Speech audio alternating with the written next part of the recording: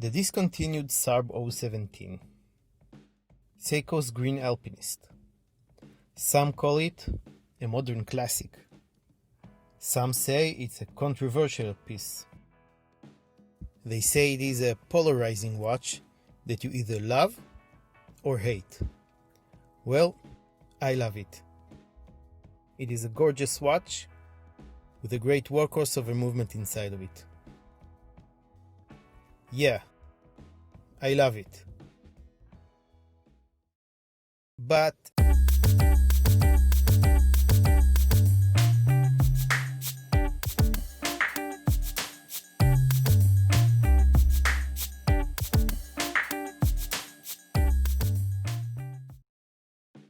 hi guys, welcome to my affordable watch collection. Today I'm very excited because we are going to take a look at the beautiful Seiko SARB017, aka Seiko Alpinist. But before we do that, if it's the first time you are watching one of my videos, my name is Aviv, and my channel is all about budget-friendly timepieces. So if you are interested in that, go ahead and subscribe to my channel and hit the little notification bell as well, so you won't miss any of my new videos. One last thing before we dive into the review, let me slip into something more comfortable. Oh, that's much better. The leather strap that comes with the Alpinist is one of its biggest downfalls. Fortunately, this is easily fixable with this Italian leather strap from Vario and any other strap. We'll get to the strap later on. This Alpinist is not mine, unfortunately. It was given to the channel on loan for a review from one of the channel's subscribers, More, and it will be going back to him after the review. More actually reached out to me and offered to give me a few different watches from his own collection to review. And in the near future, we are going to have his Boulder Venture Automatic, Seiko SNK 803, Citizen Fugo, and his Hamilton Khaki in for review. So a huge thanks goes out to More, and you guys should definitely stay tuned for all of these cool watches. The story of how More got it goes like this. He wanted to own an Alpinist, but he didn't want it enough to buy it in its retail price of around $450 at the time, and he didn't find anything good on eBay. Then someone told him about a site called Zen Market. It's a site that does proxy bidding. They bid for you on all kinds of JDM goods, items that are intended for Japan's domestic market only. They bid for you and send you your winnings to your address. He found the Alpinist there, and after shipping, import taxes and everything else, he got it used but in great condition for only $285. Seiko is another one of those companies that need no introduction. Seiko's history goes back to 1881, when Kintaro Hattori opened a watches and jewelry store bearing his name. 11 years later, he started manufacturing his own watches under the name Seikosha, and he operated under that brand name until 1924, when the name was officially changed to Seiko. Seiko is most associated with innovation, and indeed they were the first to introduce to the world a production quartz watch, the Astron series, and they were also the first to introduce a quartz chronograph. The Alpinist was first introduced in 1959 under one of Seiko's sub-brands, Laurel, and was made with Japanese mountain climbers in mind. It had to be a durable timepiece, capable of withstanding extreme activities and weather conditions while keeping accurate time. The SARB line, which includes 3 different colorways, black, cream, and the more popular green, was first introduced in 2006 and was manufactured until 2018. In 2019, the Blue Alpinist SPB089 was released exclusively for the US market as a limited edition of 1959 pieces to celebrate 60 years since the first Alpinist was released. It was recently re-released as part of the Prospect series in a few new colorways and an inflated price. Okay, let's take a closer look at the watch. Let's first get the measurements so we'll know what we're looking at here. The width of the case is 38.5. The thickness is 12 millimeters. Lug tip to lug tip is 46.3, and the distance between the lugs is 20 millimeters. And on the original leather strap, the watch weighs 80 grams. The color of the dial is an iconic emerald green with a beautiful sunburst effect. Let's go from the outside in as usual. We have a rotating inner compass bezel. It has all the directions printed on it, with line and numbers to indicate the degrees, and 4 triangles for the main directions. The north indicator is a red triangle that adds a little pop of color. After that, we have a minute track printed in white. It is pretty busy with 4 shorter lines between each 2 longer minute indicator lines, and every 5 minutes there's a larger box indicator with a loom pip inside of it. There's a white circle framing the dial after that, and then we have beautiful applied vintage style high polished golden indices with Arabic numerals indicating the even hours and arrowheads indicating the odd hours. Underneath the 12 o'clock marker, there's an applied Seiko logo, which is golden as well, but has a brushed finish. Above the 6 o'clock, printed in white, automatic, dash shock, 23 joules, referring to the automatic movement powering this watch, and 20 bar, referring to this watch's 200 meters of water resistance. On both sides of the 6, it says Japan and the movement's reference number. On the 3 o'clock position, we have a date complication window, which is surrounded by a printed, kind of a golden brown frame. I would really prefer to see an applied golden frame here. I think it could fit the dial much better. The date numbers are printed in white, and the date wheel itself is black. The watch has really beautiful cathedral hands. They are golden and highly polished like the indices, and they are also loomed. The loom on this watch is pretty good. It is Seiko's proprietary Lumi-Bright compound.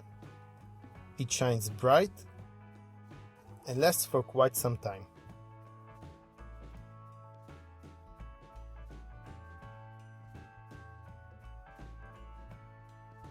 Seiko are often criticized for using hardlex crystals on their watches, their own proprietary hardened mineral glass, which is prone to scuffs and scratches. But on this watch they decided to go with a flat scratch-resistant sapphire crystal that sits just a bit taller over the bezel. There is no AR coating on the crystal, so we get quite a lot of reflections and light play off of it. Another thing that is missing from the crystal, and thank God for that, is that silly Cyclops magnifying lens above the date complication that for some reason Seiko decided to put on their new line of Alpinist watches. The case is made of 316L stainless steel and has a mixture of finishes. The finish on the top of the lugs is brushed, and it is polished everywhere else, including the chamfered edges and the fixed smooth bezel. We can see that the case has gathered quite a few dings and scratches during its lifetime. On the 4 o'clock position we have the crown that controls the inner rotating compass ring. I think it might be a tad too loose. I would like to feel a little more resistance when I rotate it. At this point you can see that there's a slight alignment problem. When the red north triangle is aligned with the 12 o'clock marker, the triangle indicating south opposite it does not perfectly align with the 6 o'clock marker. But you know, if it did align, it wouldn't be a Seiko. On the 3 o'clock position, protected halfway by crown guards, we have a screw down crown, signed with S for Seiko. When you screw it out and twist it up, you can wind the movement in a very smooth winding action. When you pull the crown to the first position and rotate down, you can change the date. And when you pull the crown to the second position, you will notice that the seconds hand stops ticking and you can set the time. We have a screw down stainless steel case back, so no display case back here.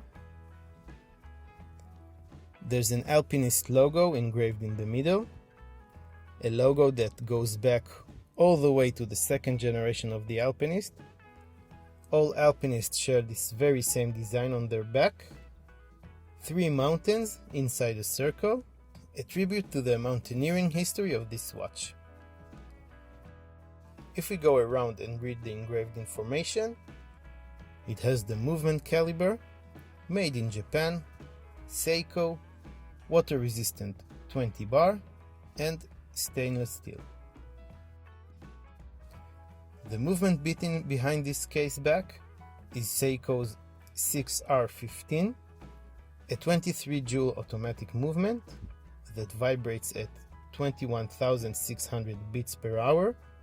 You can hand wind it and it hacks, meaning that the seconds hand stops ticking when you pull the crown out to set the time. The stated accuracy of this movement is -15 to +25 seconds a day, and it has 50 hours of power reserve. The movement also sports Dia-Shock protection system, a system of springs and jewels that are put in place to protect the delicate parts of the movement against drops or blows. The strap.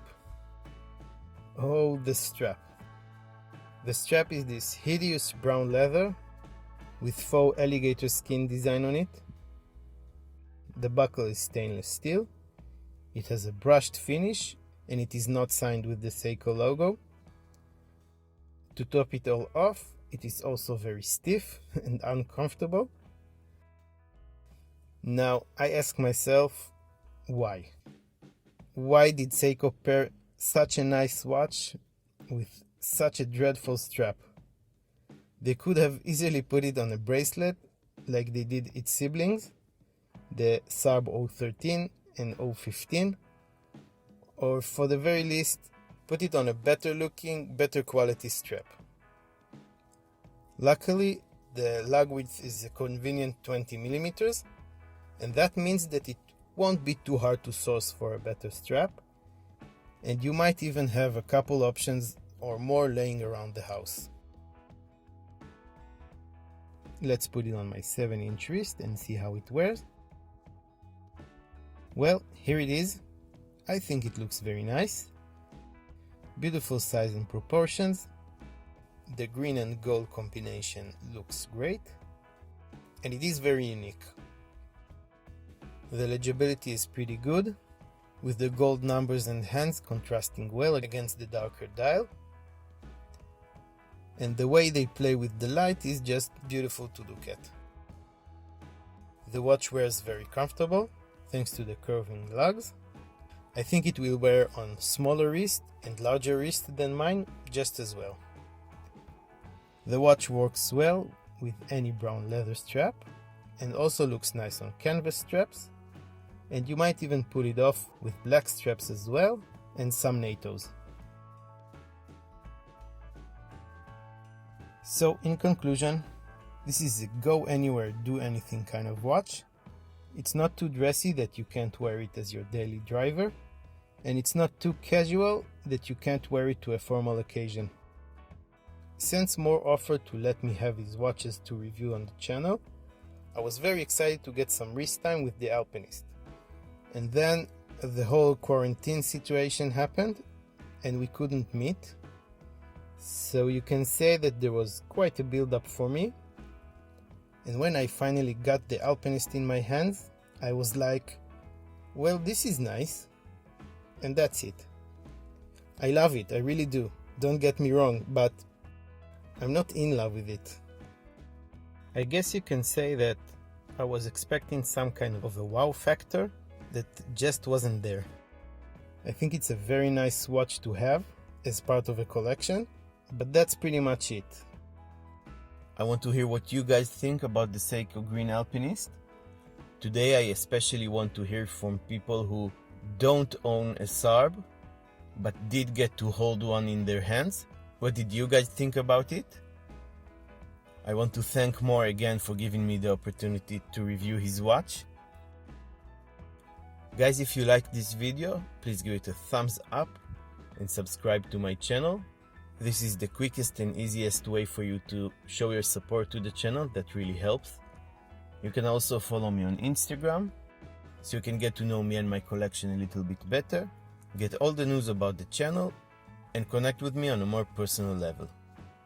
I want to thank you all very much for watching, and I'll see you next time.